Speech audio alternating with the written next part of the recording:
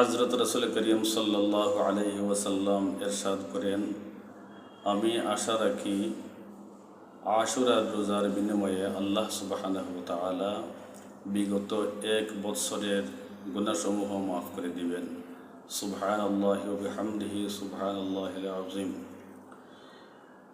আশুরা হচ্ছে মুহররম মাসের 10 তারিখ। এই দিনে ইহুদিরাও রোজা আদায় করে।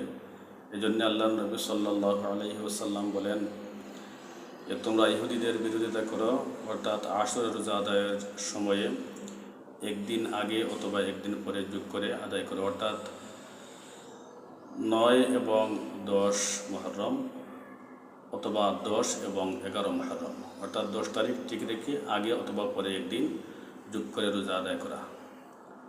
আর না পারলে অন্তত পক্ষে 10ই মুহররমে আশুরা রোজা আদায় করা। আশুরা ঐতিহাসিক দিক থেকে গুরুত্বপূর্ণ একটি দিন। সৃষ্টির সূচনা লগ্ন থেকে নিয়ে বিভিন্ন বড় বড় ঘটনাবলী ওই দিনে সংঘটিত হয়েছে।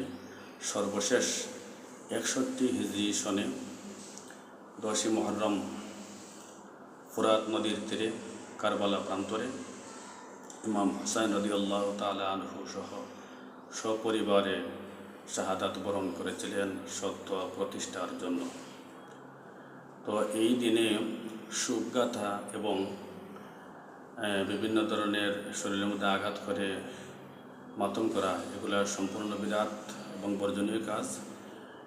এই দিনে সত্য প্রতিষ্ঠার জন্য প্রত্যয়যুক্ত শপথ নেওয়া এবং বিশেষভাবে আশুরার আমল রোজা আদায়ের মাধ্যমে, নফল ইবাদতের মাধ্যমে আপনি আদায় করতে পারেন। আল্লাহ সুবহানাহু ওয়া তাআলা আমাদেরকে তৌফিক দান করুন। আমিন। আসসালামু আলাইকুম ওয়া রাহমাতুল্লাহ।